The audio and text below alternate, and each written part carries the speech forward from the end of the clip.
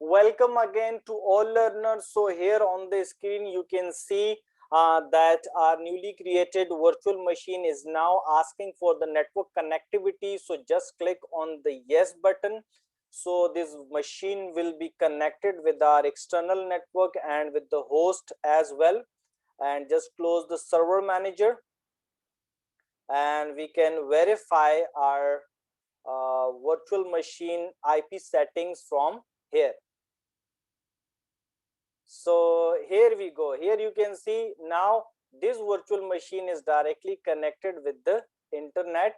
So we can also verify the IP address for this virtual machine as our DHCP is working. So here you can see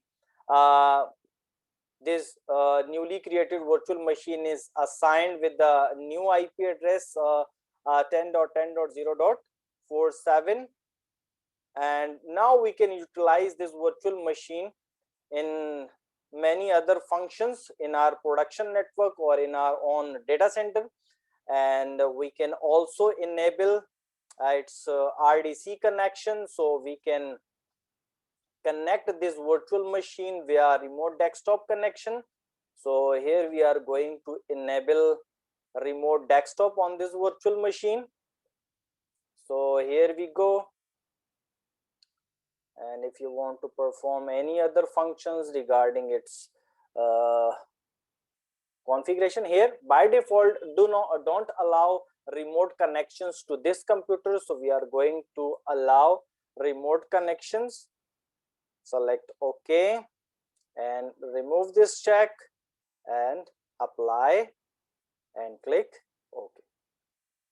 So now we can connect this machine from with RDC connection. So let's verify its remote desktop connection. So let's move with the remote desktop connectivity. So here I just type IP address of this virtual machine, and here we go with the connectivity. I just need to type the password.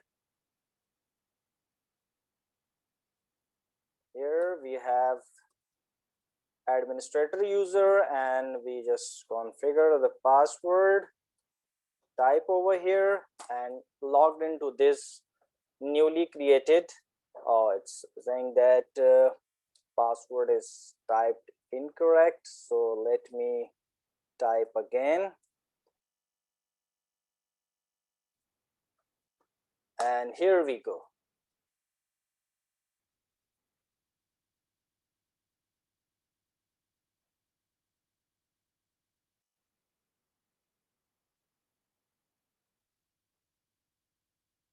Here you can see now we can verify our operating system from here as well. So I just need to type the command vmware, and here we go, server 2016 operating system installed. So in the upcoming sessions we are going to explore further options inside hypervisor on the platform of Microsoft. So let's move with further options.